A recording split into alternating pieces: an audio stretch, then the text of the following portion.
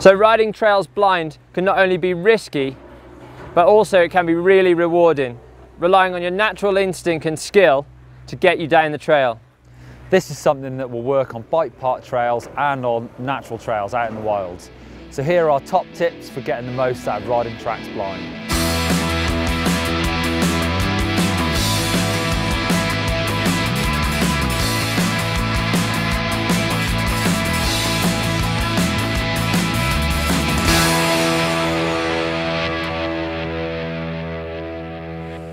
We're in a bike park trail with loads of jumps. So the thing is, with bike parks, it's probably quite easy to do a couple of runs of that one trail. So I would definitely recommend that rather than just sending it off every jump.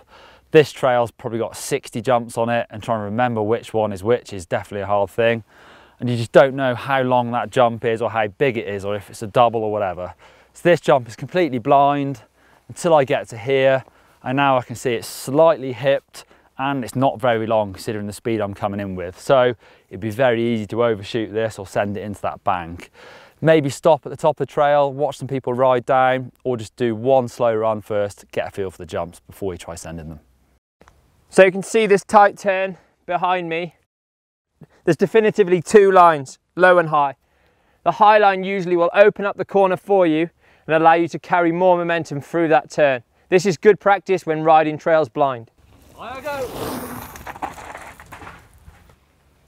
So he's approaching on the tighter line. As you can see, he has to slow up a little bit more. And one thing that he does lose is when he opens up the corner, he can see further down the trail, therefore prepare for the next two turns. So overall, just makes it a little bit more difficult and doesn't flow quite as well. Following another rider can sometimes work really well, especially if they know the trail. Make sure you leave a few bike lengths so that you can read the terrain and are able to look down the trail. You can follow their lines, but also try to improve them slightly. In some cases, you may even choose an alternative line. Other things to be aware of when you're riding tracks blind is not necessarily the tracks, but actually you can find yourselves on exposed pieces of trail that if you go off track, you're in trouble. Here I've got a right-hand corner. This bank's obscuring my view. Also, I can't lean in too much this right-hand turn.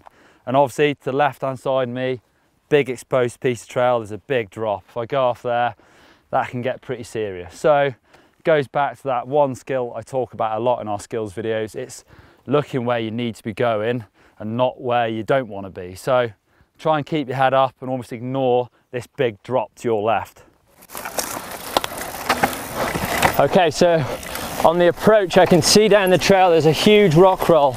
It's completely blind and I don't know whether I have to drop it or ride it.